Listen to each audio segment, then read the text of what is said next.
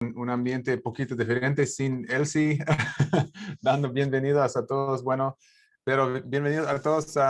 Y otra vez estamos con nuestro jefe, doctor Sosa. Estamos muy felices que esté aquí después de sus vacaciones. Por favor, si quiere introducirse a través del chat, nos gusta conocer los países de donde ustedes están. Y voy a empezar con los anuncios de introducción para ECHO América Latina. Antes de comenzar esos anuncios importantes, quiero repasar. En el proyecto ECHO se trata de construir una comunidad y conocer las caras de los demás ayuda con eso. Les pedimos a todos que prendan su cámara si tienen una. Su micrófono se mantendrá en silencio durante la sesión a menos que uno de los facilitadores le llame. Por favor, utilice el cuadro de chat solo para enviar preguntas al equipo central después de introducirse. Haremos todo lo posible para responder a todas sus preguntas enviadas a través del chat. Sin embargo, si no pudimos responder a sus preguntas hoy, únanse a nosotros para una sesión futura. Se les invita a abstenerse de responder a las preguntas dirigidas al equipo central, a menos que se les solicite. Y finalmente, nuestro bibliotecario digital proporcionará enlaces de refuerzos en el chat. Bueno, para hoy vamos a empezar con la charla de Dr. Sosa sobre avances. Gracias, muchas gracias, Cristian, y un saludo a todos. La verdad que sí, tuve 14 días de vacaciones y lo disfruté mucho, así que estoy contento de estar de vuelta. Pero por supuesto revisé bastantes artículos en las vacaciones, así que voy a presentar algunos de ellos ahora. Déjenme ponerlo en pantalla grande.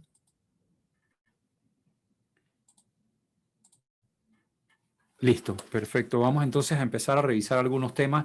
Y lo primero, quiero comentarles de un artículo que se presentó de personas que tienen la base de datos, probablemente una de las bases de datos más grandes de las hospitalizaciones aquí en Estados Unidos, y ellos hicieron como una especie de resumen a un año prácticamente de la pandemia y especialmente concentrándose en el primer pico que hubo acá en la primavera del año pasado. Y lo que a mí me llamó la atención de ese artículo, que es un artículo bastante grande, fueron dos cosas, y aquí en esta gráfica se resume. Bueno, primero algo que ya sabemos, pero se comprueba. En esta gráfica ellos ilustran la probabilidad de supervivencia según los grupos de edad, y esto se vio desde muy temprano en China, y es algo que ya sabemos, y se puede ver la diferencia en la mortalidad de las personas mayores de 80 años en esta línea punteada, versus, por ejemplo, otros grupos de edad. Y es prácticamente que cada década de la vida te aumenta la probabilidad de supervivencia más o menos un 5 a 10%. Obviamente las personas mayores de 80 años que desarrollaban COVID o que desarrollaron COVID, especialmente en esa primera etapa de la epidemia en Estados Unidos, tenían una mortalidad casi del 30%, ¿no? Y así iba disminuyendo hasta las personas más jóvenes cuya mortalidad era menor. Pero esto más o menos era sabido, no es ninguna novedad y lo hemos comentado muchas veces. Lo que sí me pareció interesante, y era algo que ya sospechábamos, pero queríamos verlo, digamos, en blanco y negro, es esta segunda curva que habla de la mortalidad intrahospitalaria por mes de admisión. Y este estudio va desde marzo del año pasado hasta agosto del año pasado. Y ustedes ven, por ejemplo, el primer mes de la pandemia acá en Estados Unidos, que fue marzo, tuvo la mayor mortalidad o menos supervivencia. Y conforme pasaban los meses, iba disminuyendo la mortalidad o aumentando la supervivencia, con lo cual obviamente se confirma esa sospecha de que hubo una curva de aprendizaje por un lado, porque realmente en ninguno de estos meses había un tratamiento revolucionario. De hecho, se tomó la hidroxicloroquina, se dejó, luego se adicionó solamente la dexametasona y al final el remdesivir, pero en realidad era más que nada mayor conocimiento de los médicos, haciendo el diagnóstico, tratando tempranamente a los pacientes, quizás no intubándolos tan temprano, usando la pronación, etc. Una serie de estrategias, la anticoagulación, cosas que no eran antivirales directos, pero que mejoraron la mortalidad notoriamente, de una mortalidad en el primer mes arriba del 20% a una mortalidad debajo del 10% en el último mes, es decir, ya en el mes de agosto, y yo estoy seguro que si vemos ahora incluso puede ser menor. Entonces, interesante este tipo de análisis, como quien dice, al cabo de todo el año, que demuestra cómo cómo mejoró la mortalidad gracias más que nada a la curva de aprendizaje, como yo le llamo. Este estudio se hizo en 555 centros médicos de Estados Unidos, más que nada centros académicos. El otro estudio que creo que es muy relevante para América Latina y lo quiero compartir con ustedes, es el producto de la investigación de un grupo de Cali, Colombia, de médicos de Cali, Colombia, y es un estudio randomizado, controlado, doble ciego que hicieron con ivermectina en COVID leve. Y hace mucho tiempo estábamos esperando, y yo sé que ustedes varias veces han preguntado sobre la ivermectina y la ivermectina. Bueno, este es el primer estudio publicado, digamos, en una revista de primer mundo y hecho en América, porque han habido estudios en el área del sudeste, perdón, en el área de Arabia y los países del Oriente, pero no en América. Entonces, este estudio, ellos agarraron aproximadamente 400 pacientes y los aleatorizaron a recibir placebo, o sea, terapia estándar, versus ivermectina 300 microgramos por kilo por día por 5 días, tan pronto podían iniciarlo. Es decir, y ellos lo hicieron en menos de 7 días del diagnóstico. Y en realidad, pues el resultado del estudio fue negativo. No se vio una disminución significativa de los síntomas o resolución más rápida en el brazo de ivermectina, y ustedes ven en la curva de Kaplan-Meier que parece una escalerita ahí a la izquierda, que básicamente el placebo y la ivermectina están muy cercanos. Prácticamente no hubo una diferencia significativa en cuanto a la recuperación o resolución de los síntomas con la ivermectina.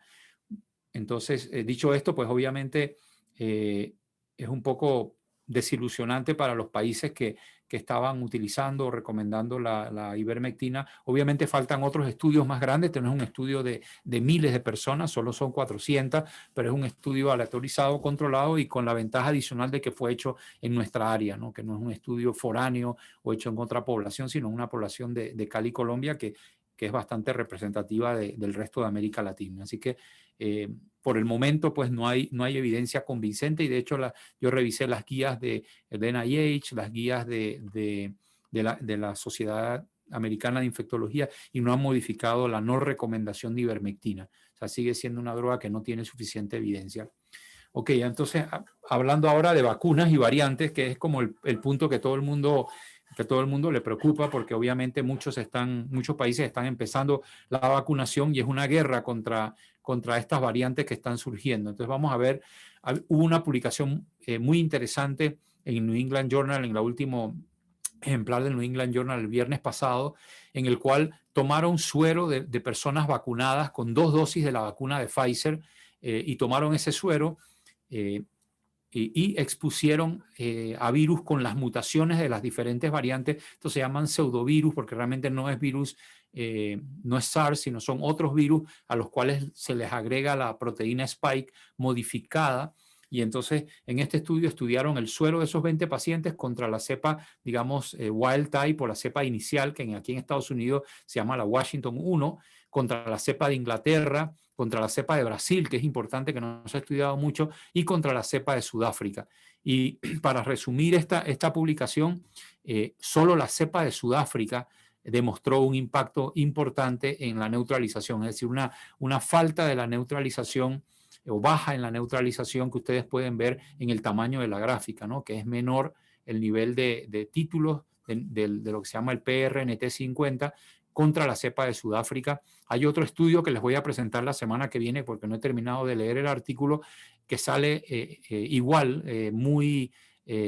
digamos, muy resistente la cepa de Sudáfrica a la inhibición por los anticuerpos de las personas vacunadas con la vacuna de Pfizer. Entonces, bueno, ojalá que esta cepa no se generalice a nuestros países, porque está dando, digamos, problemas en estos estudios in vitro de neutralización. Pero recuerdo que esto es un estudio, digamos, de laboratorio, no es una prueba de la vacuna contra la cepa, sino que realmente es hecho en el laboratorio.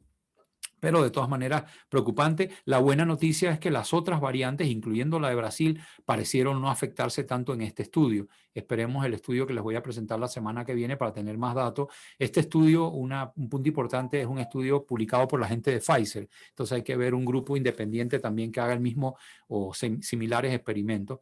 Y la vacuna también, perdón, la cepa del Reino Unido, que es la que se está ahora generalizando acá en Estados Unidos, parece no ser afectada por los o no, digamos, no tiene disminución de la susceptibilidad a los anticuerpos neutralizantes de la vacuna. Lo otro que yo creo que es más cercano a Cristian, que vive en California, es que ya California tiene sus propias cepas, ¿no? Y ya se está hablando de dos linajes, el linaje 427 aquí, 427 y 429, que tienen tres mutaciones en la proteína Spike, especialmente una, la 452, está aquí muy cerca del lugar donde se une, esta es la proteína Spike arriba en verde y en morado el receptor, el AC2. Entonces está en un área que no está exactamente en el RBD, pero está muy cerca, y los científicos de este artículo comentan bueno, que esa mutación puede afectar un poco la conformación de la proteína y afectar la unión en alguna forma.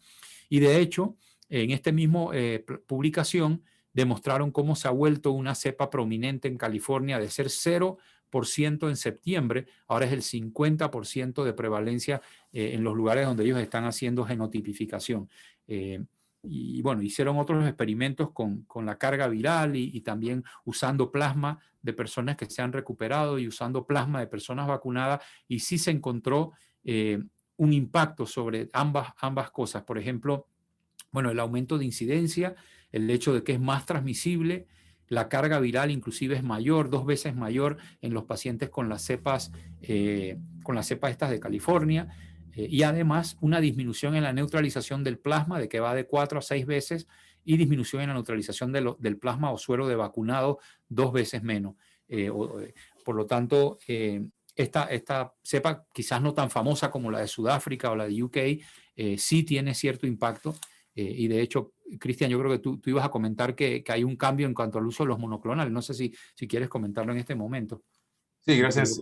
Bueno, recibimos una notificación actualmente del gobierno, de los líderes de Departamento de Health and Human Services, esencialmente nuestro Ministerio de Salud, que van a parar de mandar dosis de Bamlanivimab a California, Arizona y Nevada, esos 3 estados al oeste de nuestro país, porque hay otro preprint similar a eso que muestra que Bamlanivimab no tiene efecto en este variante. Bueno, es muy preocupante, pero es importante saber que en San Diego, donde tenemos vigilancia genómica más o menos bueno, las autoridades piensan que 20% de los variantes aquí están de esta 429 o 427. Entonces, es posible que de cada 10 personas que tratamos con Bamlanivimab, que 2 no van a tener ningún efecto.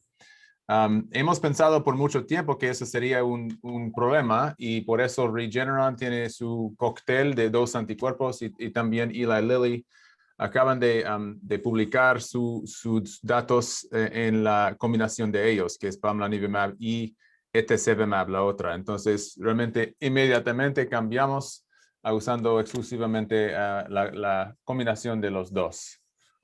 Excelente. Bueno, déjame continuar. Entonces, otra buena noticia, y bueno, la noticia anterior fue mala, pero esta es buena.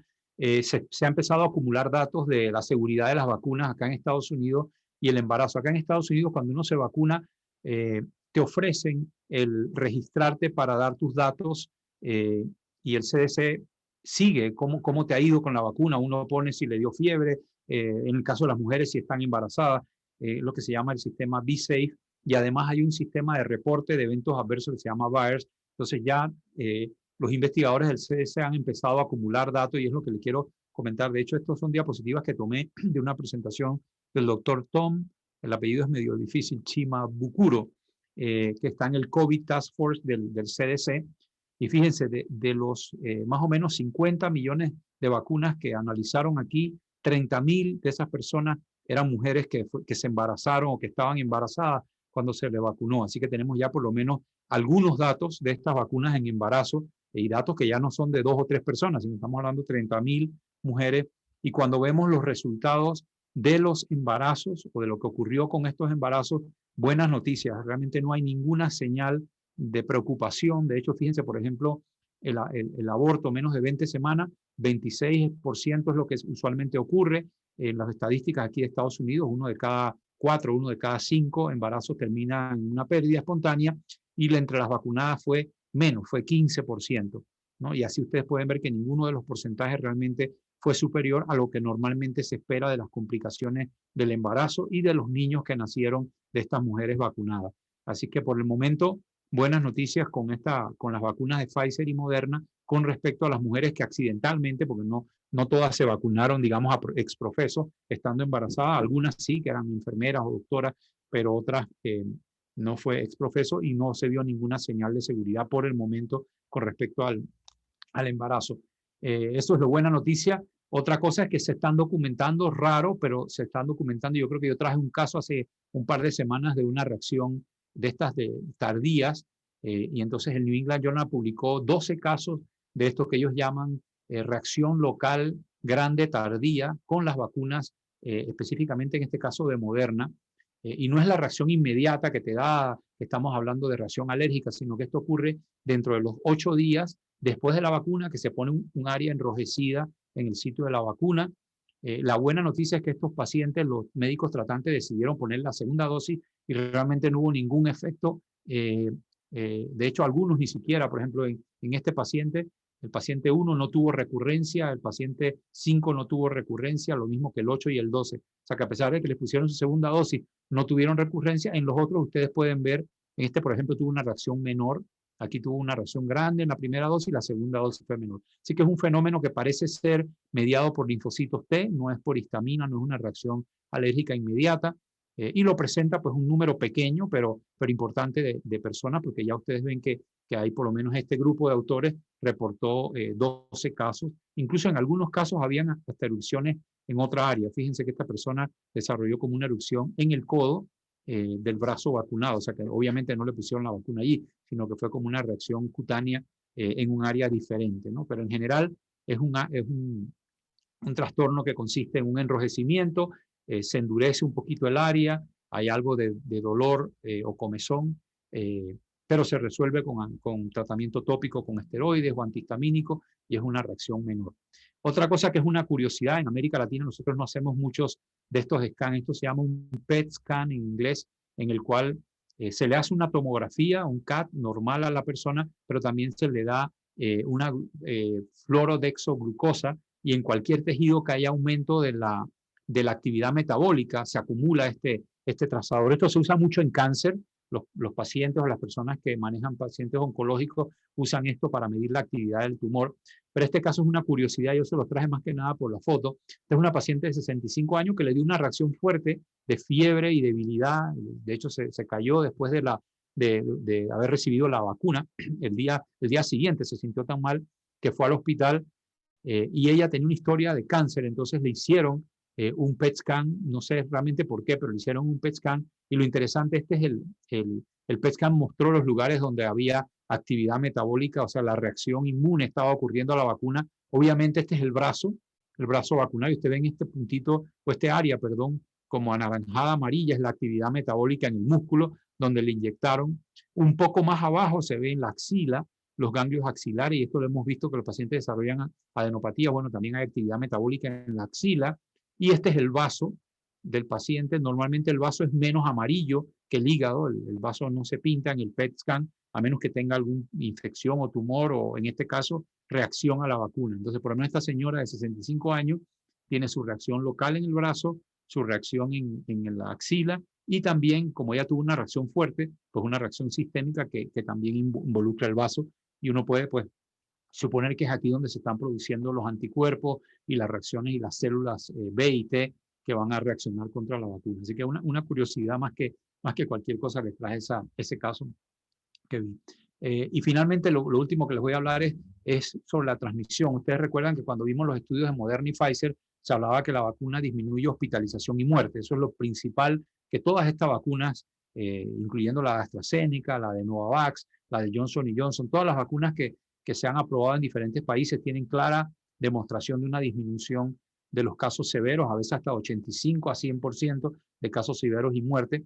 Pero la pregunta que nos queda es qué tanto disminuye en la transmisión. Y se ha empezado, yo he visto tanto en el Twitter como en los podcasts, se ha empezado como a acumular evidencia de que también disminuye en la transmisión. Y eso es una muy buena noticia porque eso es realmente lo que nos va a sacar de la pandemia, ¿no? Entonces, para mostrarle aquí son los títulos de dos artículos. No les voy a entrar en detalle por cuestiones del tiempo, pero este estudio evaluó la efectividad en el mundo real. Fíjense que no hablan de eficacia, sino de efectividad, effectiveness, que es efectividad en español, de la vacuna de mRNA de Pfizer en Inglaterra. Inglaterra tiene un estudio que se llama el estudio Siren o Sirena, en el cual tienen más que nada los trabajadores de la salud, los están siguiendo. Este estudio sirvió, por ejemplo, para dar evidencia de inmunidad contra el virus, cómo era la inmunidad en los trabajadores de la salud. Ahora los están vacunando porque son trabajadores de la salud y estudiaron la protección contra infección asintomática, porque le hacen cada 2 semanas, le hacen una hisopado nasal a todos estos participantes del estudio, que son más de 23,000, y así han podido demostrar un 86% de disminución o de efectividad de la vacuna en prevenir tanto sintomático, pero también asintomático. Así que ya estamos empezando a ver datos de vida real.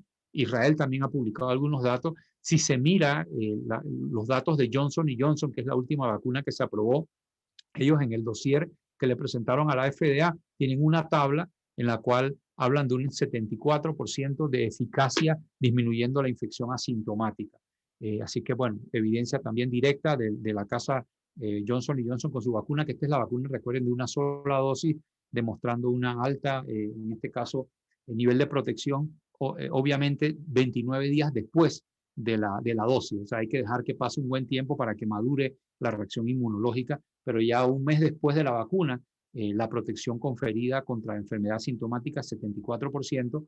Y por último, este estudio también con la vacuna ahora de Pfizer, estudio publicado por el doctor Wikis, donde los pacientes, las personas no vacunadas en esta cohorte de pacientes, tenía prácticamente el triple de incidencia de infección asintomática que las personas 12 días después de la vacunación. Es más, la carga viral de los pocos, fíjense que son 4 solamente sujetos que desarrollaron infección asintomática en este estudio, entre los vacunados versus bastante más entre los no vacunados, la carga viral era menor, es decir, el CT era más alto, que eso significa que tenían menos virus en la garganta que las personas que le dio COVID sin estar vacunados. Entonces, otro aspecto, no solamente tiene menos incidencia, sino si te da, probablemente la cantidad de virus que tienes en tu nasofaringe es menor y por ende el riesgo de transmitirlo es menor, teóricamente. Obviamente hay que hacer estudios de transmisión, que son estudios más complejos, pero se está acumulando esta evidencia positiva. Y en las noticias, bueno, hay un nuevo monoclonal que estábamos hablando, el doctor Reimer está hablando del Bamlanivimab y Etesevimab. Hay otro que está haciendo la compañía Vir Biotechnology y GSK, GlaxoSmithKline, y este demostró una protección contra la hospitalización si se da tempranamente de un 85%, ¿no? Entonces vamos a esperar el estudio, pero una buena noticia de otro producto. Y lo más interesante es que hicieron estudios de neutralización y parece ser activo contra las 3 cepas más preocupantes, la de Inglaterra, la de Brasil y la problemática realmente la de Sudáfrica, ¿no? La 351. Y lo que comentaba Cristian, este es el estudio de Bamlanivimab combinado con Etesevimab, dieron un comunicado de prensa, no es un estudio de investigación, pero ellos hablan de un 87% de protección contra hospitalización cuando se da en COVID temprano. Así que bueno, ya pronto veremos que realmente acá en Estados Unidos se va a empezar a usar más que nada la combinación de los 2 monoclonales, Bamlanivimab y Etesevimab, de la compañía Lilly, ¿no?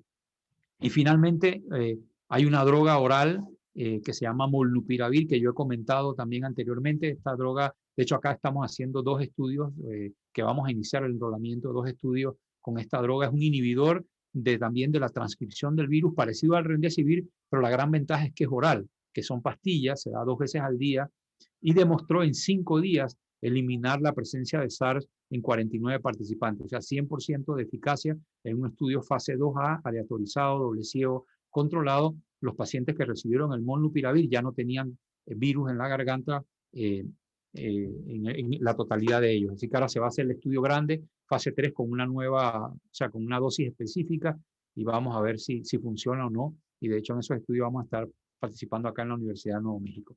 Creo que esa era la última. Sí, esto era la ventilación, pero eso es para Estados Unidos. Muchas gracias. Vamos a parar aquí y Muy bien. pasamos a las preguntas o cualquier otro comentario. Sí, fantástico, doctor Sosa. Gracias por eso. He notado que en el chat hay algunos de nuestros participantes que están compartiendo su experiencia de efectos secundarios con vacunas.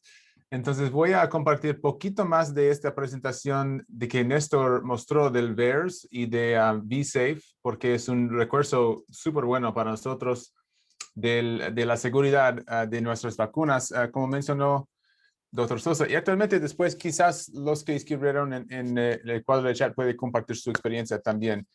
Pero tenemos datos en casi 4 millones de personas que puede ver. Es un base de datos fantástico para buscar si hay algunos efectos secundarios más raros que no aparecen en los ensayos clínicos que tuvieron muchas personas, 30,000 o 44,000, pero ahora tenemos 4 millones de personas que usaron este app realmente en su móvil para dar información. Y también tenemos otro sistema que se llama VAERS, que es un sistema pasiva realmente, que alguien, cualquier doctor o paciente puede mandar un reporte de evento adverso. Y lo que podemos encontrar en los datos de VAERS realmente está muy parecido a los ensayos clínicos. No, nada que está una sorpresa muy grande. Dolor de cabeza, fatiga, mareos poquito, fiebre, escalofríos, náusea, dolor o dolor en su brazo en esos porcentajes. Y como explicó alguien en el chat, eso es básicamente lo que vamos a ver. Y no es una causa que debe tener miedo. También de las cosas más raras, y pienso que Liza Schomburg tuvo una pregunta sobre eso. Están haciendo el CDC no es ensayo clínico, pero realmente buscando si la incidencia de esas cosas más raras con un grupo de control. Muy importante para hacer eso, porque, bueno, si se vacuna 70 millones de personas en los Estados Unidos, van a tener algunas muertes, van a tener algunos embolios, pero necesitas saber que si está más que el grupo de control. Y este base de datos tiene información muy buena sobre cosas más raras, como ataque de corazón, Bell's palsy aquí, convulsiones, síndrome Guillain-Barré, encefalomielitis. Recuerde que tuvo mielitis transversa en una de las vacunas de AstraZeneca. Otras cosas, embolio, que estaba aquí, venous thromboembolism, es como coágulos o embolio. Puede ver que fueron 26 eventos en los vacunados y 26 en el grupo de control. Entonces, no hay ningún señal, por mínimo en Pfizer o Moderna, que hay un aumento de esas. También aquí puede ver embolismo pulmonar, 20 casos en los vacunados y 21 en los que no fueron vacunados. Entonces, muy similar. Voy a parar eso aquí y pedir que quizás puede compartir su experiencia. No sé quién fue primera. Itza Barahona tuvo la vacuna, ¿verdad? ¿Puede explicar cómo sintió después? ¿Fue dosis 1 o 2? Bueno, creo que primero fue María la que hizo la consulta. Ok, María puede empezar entonces. Ajá. Hola. Hola. Sí, lo que pasa es que recibí mi segunda dosis ayer y la verdad que sí me he sentido bien mal, con mucho frío, hice fiebre de 38, tengo mucho dolor en el cuerpo y mucha fatiga. Muy bien. ¿Y fue segunda dosis? ¿Y por cuánto tiempo está durando esos síntomas? Ajá, fue segunda dosis, apenas tengo 24 horas de haberme la puesto. Ok. Y Itza ya dio consejos médicos, ¿no? Bueno, yo he tenido buena experiencia personal. La primera dosis me la puse el 19 de febrero, debió ser. Prácticamente no tuve ninguna molestia, solo un poco de dolor esperado en el área de la puyada. No tuve ninguna molestia. Y el martes me pusieron la segunda dosis como a las 11 de la mañana, para el final de la tarde me sentía un poquito de malestar y sensación como que me dolía un poquito el cuerpo. No hice caso, traté de no hacer caso y no tomé nada. Al día siguiente desperté, ayer bien, la verdad que no tengo casi molestia, algo de cansancio, pero a veces uno no sabe si es el trabajo, el estrés o es la vacuna. Pero en general yo tengo que hacer la vigilancia en el hospital y algunos han tenido poco la molestia como lo expresa María y la mayoría se recuperan, solo toman Tylenol. Quisiera aprovechar aquí la oportunidad porque las personas me han dicho que algunos que toman Tylenol dicen que reaccionan mejor con el ibuprofeno, que como que con el ibuprofeno se sienten más rápido mejor. No sé si conocen algo al respecto de eso, pero en general las molestias son las ya descritas en los estudios que ustedes reportaron. Gracias. Sí, gracias. Y bueno, muy importante para saber que el promedio de duración de esos síntomas es menos que 2 días. Debe mejorar. Obviamente hay algunos casos diferentes que duran más que eso. Eso solo es el promedio. Pero una cosa importante es que no debe tener tos o falta de aire. Actualmente hemos tenido algunos casos de COVID en personas que ya están vacunados. Usualmente en los primeros 14 días, porque realmente la vacuna no funciona hasta 14 días, pero algunos vienen con tos y no es correcto decir, ese es su efecto secundario, porque no es. Puede causar fiebre, escalofríos, dolor de músculo, mialgia, todo eso, pero no debe causar tos. Pero aparte de eso, muy típicas estos efectos secundarios. No sé si Tylenol o ibuprofen está diferente o paracetamol, básicamente igual en mi opinión. No sé, Néstor, si tiene otra opinión. Sí, no he visto datos específicos, pero digamos, desde el punto de vista del mecanismo de acción, el ibuprofeno es un antiinflamatorio no esteroideo y puede aliviar más lo que es la inflamación. El acetaminofén es un analgésico, tiene menos efecto antiinflamatorio. Entonces puede haber una diferencia con respecto al ibuprofeno. Yo puedo narrar mi experiencia. Yo tomé, con la segunda dosis me dio también como, no fiebre formal, pero me sentía como uno dice, destemplado y con poca energía. Y la verdad que me tomé, creo que fueron 600 miligramos de ibuprofeno, una sola dosis y ya con eso me sentí bien y al día siguiente ya amanecí muy bien. Así que no, estoy en el brazo de ibuprofeno, no en el brazo de acetaminofeno, pero sí, obviamente sí hay una pequeña diferencia. Los no esteroideos pues son un poquito más antiinflamatorios que el acetaminofén, que también tiene un efecto antiinflamatorio, pero es más que nada un analgésico y no puede que no te quite tanto los síntomas debidos a la inflamación en el brazo o sistémico. Y Bueno, solamente para agregar un poquito más sobre esto de la diferencia con el Tylenol y el ibuprofeno, tenemos que recordar también que para el acetaminofén, la Tylenol, no se deben de pasar de 3.000 miligramos en un día. Esa es la dosis máxima. Muchas veces las personas compran la de 500, se toman 2 pastillas de 500 y repiten la dosis a las 4 o 6 horas. Entonces tienen que tener cuidado de decirle a la persona, si vas a tomar 1.000 miligramos de acetaminofén de un solo, no tiene que tomarlo más de 3 veces en 24 horas. Así que hay que enseñarle eso a la población.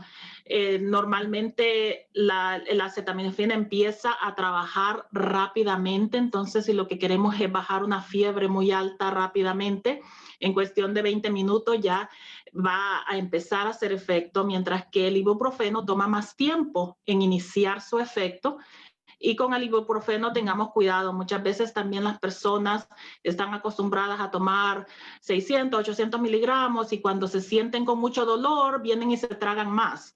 Entonces hay que recordarle cuando estamos trabajando con la población que el ibuprofeno no se deben de pasar de una dosis de 800 miligramos en una sola dosis, que va según el número de horas. O sea, si son 400 miligramos, lo pueden repetir a las 4 horas, si son 600 a las 6, si son 800, tienen que esperar las 8 horas completas. Vemos esto muy seguido, que la gente se toma los 800 miligramos y la quieren repetir antes de las 8 horas porque les regresa el dolor o la fiebre o la incomodidad. Así es que tengamos mucho cuidado de que demos las instrucciones apropiadas para que la gente no se esté pasando de la dosis. Gracias, Elsie. Otro comentario de Sandra Gabriel. Gabriela, de personas que tienen hinchazón en la axila. Pienso que hace varias semanas Néstor presentó un estudio que muchas personas van a evaluación. Giselle, pero de que yo llegué acá. Hola, Heidi. Muchas personas están buscando evaluación para cáncer o para linfoma o algo así porque tienen hinchazón, pero eso también es una cosa que debemos buscar, ¿verdad? Sí, definitivamente la linfadenopatía fue uno de los hallazgos más comunes, incluso entre los hallazgos que la gente no voluntariamente decía, sino que encontraban los investigadores en los estudios clínicos. Y es algo normal, realmente una vez que la proteína Spike se forma en el músculo, los linfocitos básicamente reconocen la presencia de esto y las células dendríticas que reconocen la presencia de la proteína ellas migran a los ganglios linfáticos regionales y en este caso del brazo, del deltoide, pues sería la axila y ahí se va a producir se puede producir una linfadenopatía regional que es esperada, que es normal y es el sistema inmunológico procesando este antígeno, multiplicando y aumentando la respuesta al número de células B de memoria y de B residentes y también los linfocitos T. Así que es una reacción realmente esperada y ustedes vieron la foto del PET scan que yo mostré. Esta señora tenía, aunque ella quizás no se sentía nada, tenía los ganglios linfáticos activados ahí en su axila, en el mismo brazo de vacunación. Así que no es motivo de preocupación, especialmente si pasa después de la vacunación y puede durar unos cuantos días, porque esos ganglios no bajan de un día a otro y persisten, ¿no? Yo creo que es algo normal y solo si siguieran creciendo o algún otro trastorno, habría que investigarlos, pero no como consecuencia de la vacunación, especialmente los días siguientes, ¿no? Gracias. Y una pregunta también de Laura Vargas sobre qué riesgos puede existir en pacientes con antecedentes de alergias en aplicación de vacunas de Pfizer o AstraZeneca. Sí, esa es una buena pregunta. Bueno, primero que todo, en las personas que han tenido las alergias más severas, las personas que en los reportes iniciales tenían reacciones anafilácticas, casi todos tenían un antecedente de alergia. O sea, que pareciera que las personas con historia de alergia en general son más susceptibles a tener la reacción alérgica. Con esto no quiero decir que no se pueden poner la vacuna. Obviamente, si uno tiene una historia de alergia, y son alergias muy variadas, porque eran alergias a medicamentos, alergias a picadas de abeja, alergias a alimentos, o sea, cualquier historia de alergia genera, pues, digamos, el hecho de que cuando se pongan la vacuna se tenga un periodo de observación un poquito más largo, porque se ha visto esta asociación de si tú eres alérgico, puede que tengas más probabilidades de tener una reacción alérgica. Si la persona ha tenido una reacción alérgica a la vacuna, y esto está en las guías de acá del CDC, si por ejemplo le ponen la primera dosis y le da una reacción alérgica inmediata o una reacción alérgica severa como anafilaxis, se contraindica entonces la segunda dosis. Es una de las pocas situaciones en las cuales está contraindicada ponerse la segunda dosis si ya tú sabes que te dio una reacción muy fuerte e inmediata con la primera dosis, ¿no? En ese caso, pues tendrás que estar con la protección que te dio la dosis única y no exponerte a una nueva reacción severa alérgica con la segunda dosis. Pero el ser alérgico, por ejemplo, a penicilina, a sulfa, al yodo, las cosas comunes, no te contraindica la vacuna, solo que tienes que ser un poco más cuidadoso porque sabemos que las personas que han reaccionado a la vacuna tenían alguna historia de alergia, ¿no? En general. Sí, y importante recordar que si no ha tenido COVID, la persona, la segunda dosis debe ser con reacciones más fuertes. Eso es biológicamente lo que sospechamos, porque ya su sistema de defensa ya está, ya tiene memoria del antígeno de Spike, entonces va a tener reacción más fuerte. Igual que eso, personas que ya han tenido COVID, ellos tienen reacción más fuerte con su primera dosis. Y actualmente hemos repasado muchos estudios ahora en este foro que probablemente no necesita dosis segunda, realmente tiene una respuesta muy, muy fuerte. Y gracias por todos compartiendo su experiencia, me da mucho, estoy muy contento de oír que ustedes ya tienen vacunas, es una cosa muy, muy buena y para mí, bueno, un sentimiento completamente diferente, no tiene que ir al hospital con miedo que va a infectarse. Bueno, otra pregunta que viene de Carlos, otro Carlos, sobre algún caso de angioedema post-vacunación. Y pienso que nuestro Carlos Nolasco tiene experiencia con esto. Carlos. Pues sí, yo tal vez el eco lo que estaba diciendo el doctor Sosa, de que para las personas que tienen tienen, antes de hablar de angioedema, para las personas que tienen historia de alergia dentro de las primeras 4 horas, aunque sea leve, pues la segunda, con la vacuna de mRNA, la segunda vacuna no está indicada. Si los pacientes tienen historia de angioedema, por ejemplo, con la primera vacunación, que generalmente sucede en los primeros 30 minutos, con hipotensión y demás síntomas, pues esa también es una contraindicación de colocar la segunda vacuna de mRNA. El CDC hace poco sacó guías para aquellas personas que tienen la segunda vacuna de mRNA contraindicada, y lo que habían mencionado es que la vacuna de Johnson & Johnson es una muy buena opción para la segunda vacuna de mRNA. El hecho de que ya tenemos al menos en los Estados Unidos, hay más de una plataforma de vacunas aprobada por la FDA. Eso dio armas para aquellas personas que tienen historia de alergias o angioedema con la primera vacuna de mRNA, para que su segunda vacuna sea la de Johnson & Johnson. ¿Qué tanta la protección va a ser? Si va a ser igual, si va a ser más o va a ser menos, pues es algo que tendríamos que estudiar. Bueno, gracias. Y un comentario de Itza Barahona, que no ha habido ninguna reacción alérgica importante a pesar de tener algunas historias de alergias de medicamentos, y están usando Pfizer. Muy bien, gracias por compartir. Ok, fue otro comentario, no puedo encontrar ahora mismo, pero fue sobre la vacuna de GSK. Y actualmente traté de buscar qué pasó. Actualmente estamos acostumbrados de llamarlo de Sanofi, porque fue una colaboración de los dos. Y pienso que esta vacuna estaban empezando ensayo de fase 2, pero tuvieron algunos resultados malos, pienso en diciembre. Entonces fue poquito parado. Y realmente no está muy cerca de aprobación en el momento. Néstor, ¿algún comentario sobre eso?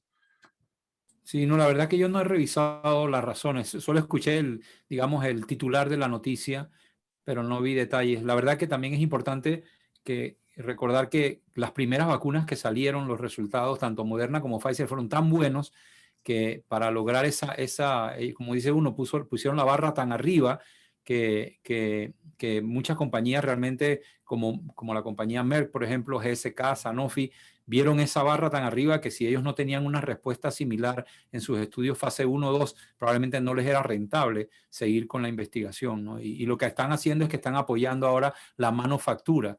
Tanto Merck como GSK creo que están apoyando la manufactura de otras compañías que son incluso competencia de ellos, pero para por lo menos poder participar en el mercado de estas vacunas, ¿no?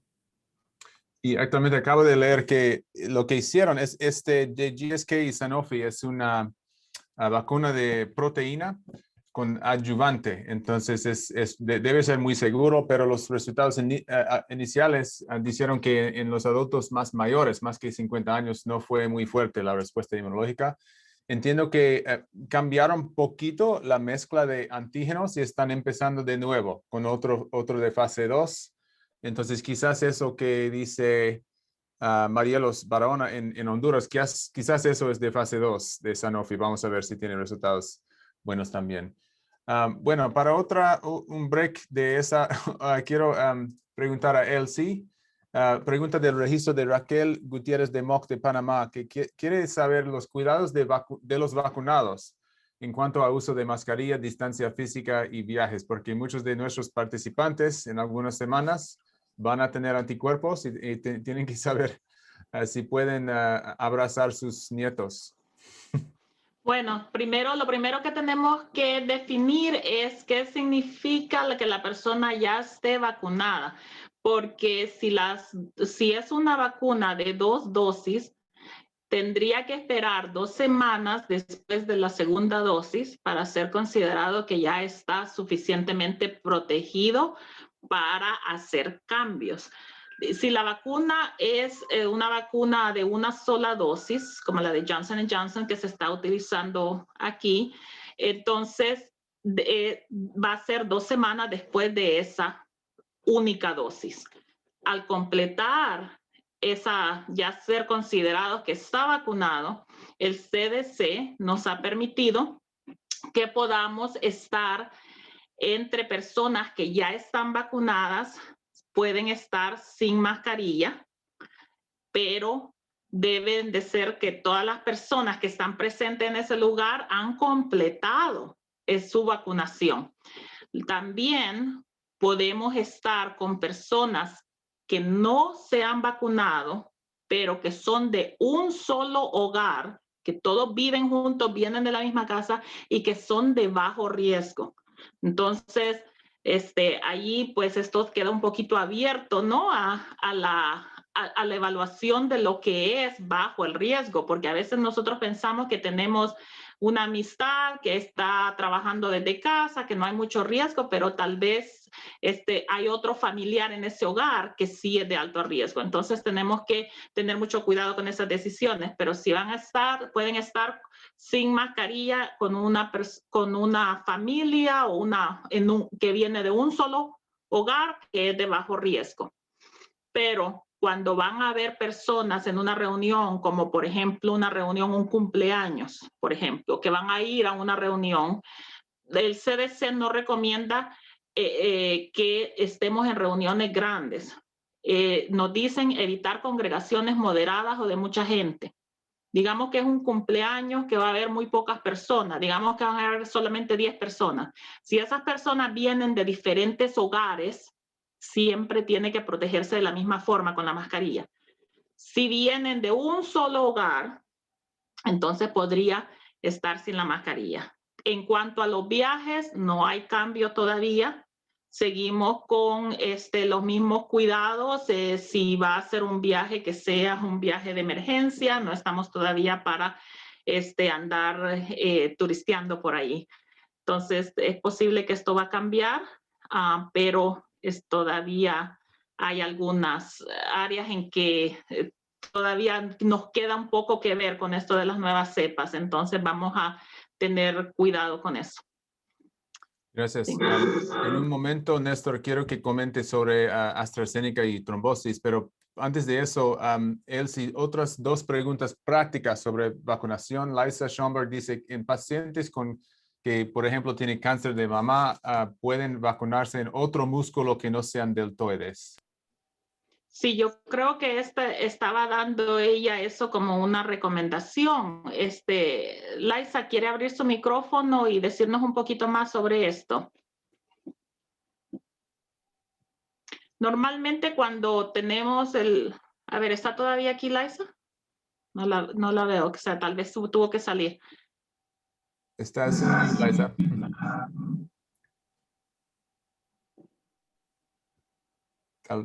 No podemos oír. Bueno, cuando tenemos un paciente que está siendo tratado con cáncer de mama en ese lado donde está recibiendo tratamiento o que le han cortado el seno, etcétera, debemos de evitar tomar la presión en ese lado, debemos de evitar tratamientos en ese lugar. Entonces se podría utilizar otro músculo.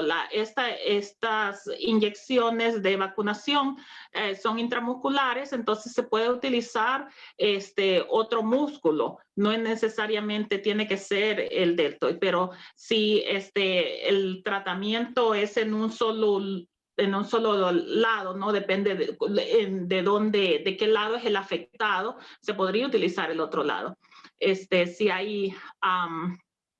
Si están los dos senos afectados, se pueden utilizar en las piernas también para la vacunación. No tiene que ser necesariamente en el deltoide de los brazos.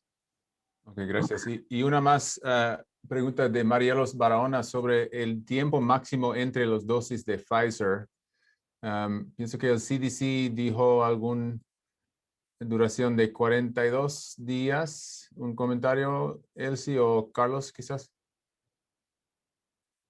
Sí, mi entendimiento es que era 42 días para la separación con lo máximo tiempo para la segunda dosis.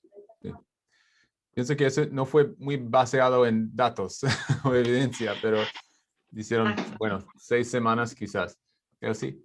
Sí, es lo que, bueno, creo que están basándose también en lo que sabemos de la vacunación en general, ¿no? Pero creo que esto todavía se está estudiando y hay algunos países que han tenido que tomar estas decisiones por la escasez de las vacunas, pero espero que pronto veamos una publicación que nos dé la certeza de que sí, esto va a funcionar bien. No sé si el doctor Sosa tiene algo diferente, pero creo que a veces es necesario y creo que siempre va a funcionar bien, según lo que nos han recomendado hasta el momento, los 42 días.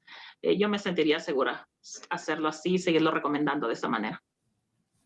Sí, de acuerdo, totalmente de acuerdo. No hay datos, pero más que nada porque estamos en una pandemia y no siempre llega la vacuna a tiempo.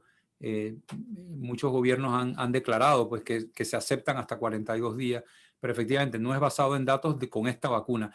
Ahora, como dijo él, sí, efectivamente, nosotros sabemos por muchas otras vacunas que ventanas de 6 semanas hasta 12 semanas se han usado sin problema, sin que se pierda el efecto ese de refuerzo o booster, como se dice en inglés. Yo soy uno de los que pienso que no debe haber ningún problema si uno le pone la vacuna en vez de 3 semanas a las 4 o a las 5.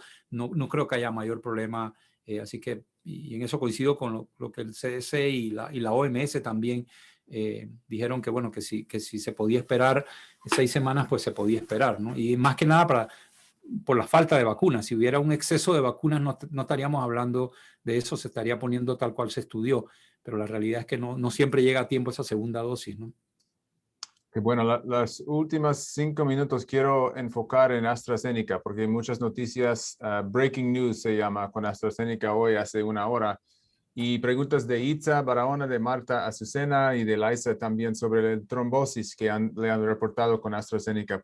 ¿Qué puede decir sobre eso, Néstor? Sí, todavía, bueno, la información es bastante todavía como preliminar porque han habido, por ejemplo, declaraciones. Lo primero que escuchamos, para los que no están enterados, más o menos desde la semana pasada los países empezaron a comentar que iban a parar la vacunación con AstraZeneca. Empezaron los países nórdicos, Noruega, no recuerdo, Dinamarca, sé que varios de los del norte de Europa que estaban usando la vacuna ya desde hace un tiempo, dijeron que iban a parar porque habían visto en estudios, especialmente en Alemania, donde se había reportado eventos trombóticos. Dijeron así, eventos trombóticos. AstraZeneca, unos días después, sacó un comunicado diciendo que la frecuencia de esos eventos no era mayor que lo esperado para la población vacunada, ¿no? Entonces, ese fue como el contraargumento. Y lo que yo he visto más recientemente es que ahora la Agencia de Medicinas de Europa hicieron como una conferencia de prensa y comentaron que, bueno, que primero que sí se han visto estos eventos de trombosis. Específicamente ellos describen como dos fenómenos. Uno es un fenómeno de coagulación intravascular diseminada en muy pocos pacientes. Estamos hablando de 7 pacientes contra 70 millones de personas vacunadas con esa vacuna en los diferentes países, ¿no? Y otro fenómeno un poco más raro de trombosis de las venas cerebrales, no de las arterias, que es lo que comúnmente ocurre cuando hay un accidente cerebrovascular, sino trombosis venosa asociado también a baja de plaqueta. Entonces, bueno, los científicos están estudiando estos fenómenos para ver a qué se deben. Primero, si realmente son debidos a la vacuna o es solamente una coincidencia.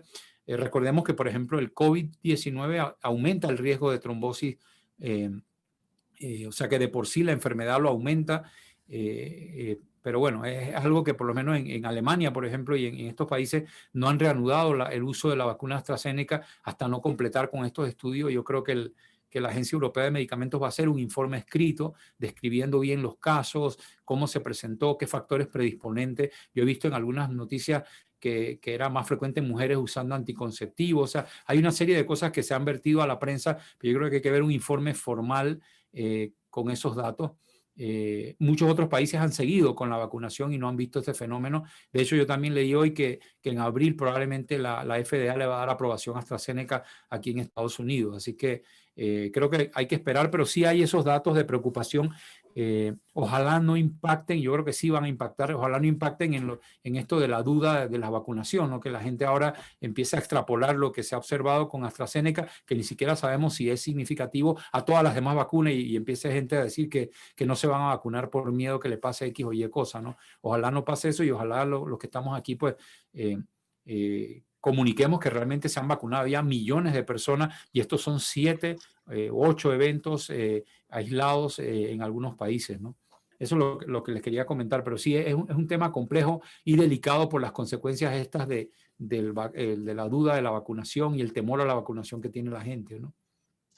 Sí, y bueno, la pregunta de Susana Rojas es sobre otras vacunas. Acabo de demostrar que por mínimo Pfizer y Moderna, yo puedo comentar en eso, que la tasa realmente de trombosis es bajo y es exactamente igual a un grupo de control. Muy importante en esos estudios. Es difícil de Agencia de Medicinas de Europa decir que si la vacuna causó, porque no tiene grupo de control, pero el CDC está buscando eso y fue exactamente igual.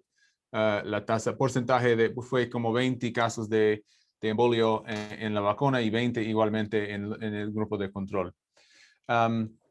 Y bueno, ¿puedo comentar algo rapidito, Cristian? Sí, por favor. Puedo comentar algo rapidito. Es de un artículo que salió hace 2 o 3 días en New England Journal of Medicine, en el que hablaban de la eficacia de la vacuna de AstraZeneca contra la variante B1351, que es la variante que se originó en Sudáfrica. Ellos, el estudio fue patrocinado o fundado por la fundación de Bill y Melinda Gates, y lo que encontraron es que la eficacia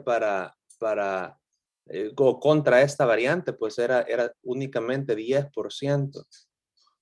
Que es algo preocupante. A mí lo que aparece es qué tal si está en una población en donde AstraZeneca es tal vez la mayoría de los vacunados y entra la variante B1351 en esa población.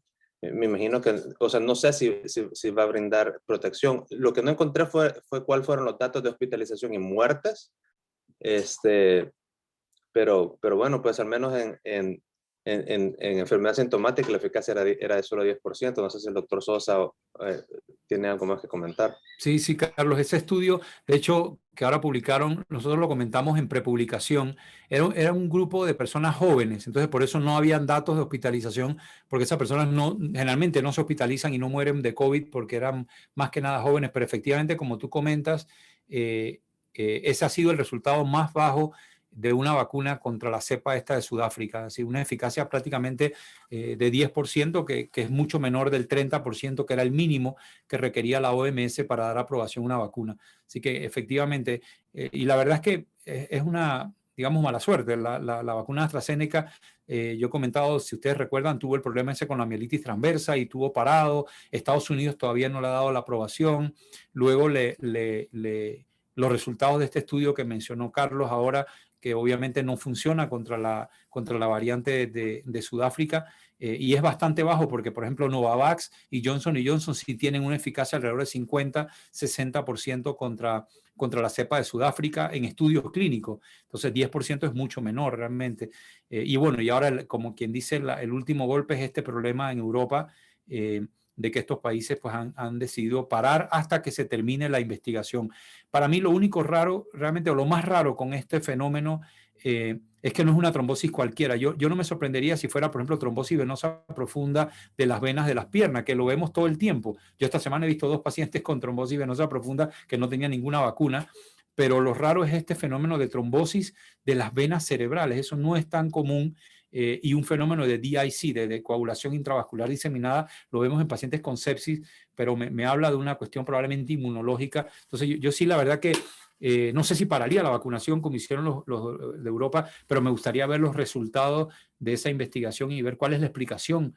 Si es que es la vacuna, bueno, qué ha pasado en estas personas y si hay algún factor de riesgo. Si en efecto hay algo que te predispone a eso, entonces no vacunar personas con ese factor de riesgo.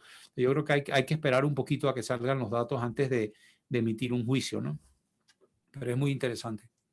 Gracias. Un comentario de María de León que yo voy a contestar sobre solo una dosis de personas que ya han tenido COVID. Yo actualmente estoy de acuerdo con esta política porque muchos estudios, 5 o 6 estudios, dicen que debe dar protección muy fuerte actualmente y Néstor está de acuerdo, parece.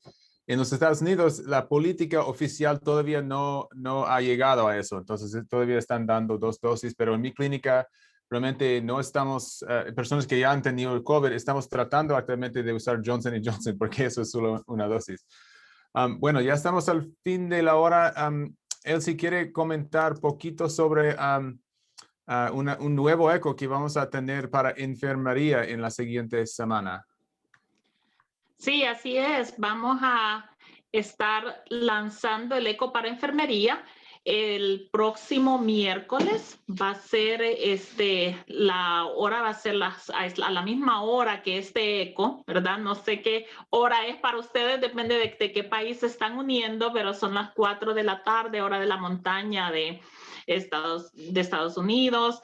La hora del este en Nueva York serían las 6 de la tarde. Para muchos de los países en Centroamérica va a ser las 4 de la tarde y pues ahí pueden ir orientándose. La invitación les va a estar llegando. Por favor, inviten a todo el personal de enfermería que ustedes conozcan en sus hospitales, con sus colegas, pasen la voz. Se va a tratar diferentes temas de diferentes áreas de enfermería. Es un eco para poder apoyar y empoderar al personal de enfermería. Vamos a enfocarnos en COVID, pero vamos a hablar de temas variados según las diferentes áreas. Se va a iniciar con las 6 primeras sesiones se va a tratar sobre vacunación, diferentes temas sobre vacunación, y después vamos a pasar a otras áreas. Empieza el 24 de marzo, va a ser 2 miércoles por mes, así es que solamente 2 veces por mes. Va a ser el segundo y el cuarto miércoles del mes. Así es que solamente esos 2 días por mes, segundo y cuarto miércoles. Los esperamos, ayúdennos para poder pasar la voz y poder apoyar al personal de enfermería, asistentes de enfermería, técnicos de enfermería, cualquier personal que esté trabajando con vacunación, especialmente en estas primeras 6 sesiones, los primeros 3 meses que nos vamos a enfocar en eso. Gracias. Y Néstor, 10 palabras sobre la conferencia. Sí, Alberto, si puedes subirla, si tienes a mano el 27 de marzo vamos a tener una conferencia importante donde vamos a reunirnos todos los que hacemos eco en América Latina. Hay un grupo grande en Brasil, en el Cono Sur, en Uruguay, Argentina y otros países de Centroamérica y México. Vamos a tratar varios temas. Vamos a tener una revisión de vacunas por la doctora Laila Wok de Emory. Yo voy a hablar un poco de las terapéuticas. Vamos a tener invitados de honor al doctor Henry Cohen, que es uno de los principales actores en ECO en Sudamérica. Tenemos también incluso una invitada del grupo del gobierno del presidente Biden. Va a estar la señora Reynoso, doctora Reynoso, que nos va a hablar sobre su experiencia de ECO, y ella es actualmente la jefa de staff, Chief of Staff de Jill Biden, de la esposa del presidente Biden. Y bueno, tenemos muchos invitados de Brasil, de otros países de América Latina, que van a hablar sobre la experiencia de COVID en sus países, una especie de resumen de cómo se enfrentó el COVID y también cómo ECO ha ayudado a enfrentar este problema de salud pública y otro. Así que va a ser un tema, un sábado bastante bueno. Quisiéramos que muchos de ustedes en algún momento se decidan y hagan sus propios ecos, así que esta es una oportunidad para aprender no solo de nuestro eco, sino de todos los ecos que se hacen en América Latina, y conocer a la gente que está haciendo eco en América Latina y cómo lo han usado en sus diferentes especialidades, en salud pública, en oncología, en hematología, en diferentes temas. Así que los queremos invitar. Marquen sábado 27 de marzo. Bueno, ahí está la hora de Panamá, 9:30 hora de Panamá, 11:30 hora de Brasil. Va a haber traducción simultánea a español y portugués, o de español a portugués y de portugués a español. cuando estén hablando pues los diferentes expositores. Así que una invitación. Realmente yo espero que participen. Ustedes son como nuestra comunidad de aprendizaje y queremos que estén ahí, hagan preguntas y aporten con sus conocimientos y su experiencia incluso durante esta pandemia con este tipo de actividad de ECO, ¿no? Así que los esperamos ese 27, ese sábado. Si están en la playa, como digo yo, prenden el celular ahí, me enseñan el mar. Acá en Nuevo México no tenemos mar. Tengo 2 años que no veo el mar, así que no me importa si se conectan desde la playa, me lo enseñan desde allá. Pero sí participen. Gracias, Néstor. Y ya sé que estamos al fin, pero el pedacito de breaking news que quería compartir es que el presidente Biden dice que va a dar un regalo a México de 2.5 millones de dosis de AstraZeneca. Entonces, muy importante que enfocamos en la seguridad de esa vacuna y la eficaz. También, por supuesto, siempre vamos a repasar los estudios que tenemos sobre eso. Bueno, estamos al fin y tenemos que terminar la sesión. Por favor, no olvide completar la encuesta utilizando el enlace que debe estar ahora en la sala de chat. Y por favor, queremos que manden casos clínicos también, especialmente de vacunación o de COVID. Esto nos ayudará a mejorar cada sesión con la información que nos brinde y también podrá obtener un certificado de participación. Si no pudimos responder a su pregunta hoy, únase a nosotros para una sesión futura. La próxima sesión será llevada a cabo el jueves, el 25 de marzo, para avances. También el lunes 22 de marzo vamos a tener la sesión de COVID-19 América Latina con doctora Juliana Costa, que va a hablar sobre oncohematología pediátrica. Y actualmente algunas preguntas de hoy enfocado en pediatría podemos guardar para lunes también para ella. También ya oyeron del ECO para enfermería el miércoles 24 de marzo con la licenciada Alexandra Forrester Mora sobre campaña de vacunación de COVID-19. Y finalmente visite nuestro sitio de web para obtener actualizaciones de información de la sesión. La palabra final para ti, doctor Sosa. Sí, como no, gracias, Cristian. Gracias. Bueno, un saludo a todos. Realmente contento de estar acá y ya en el fin de semana empezaré a revisar nuevos artículos para el próximo jueves, traerle lo último de lo que tenemos. Gracias y que pasen un buen fin de semana. Saludos. Adiós. Gracias.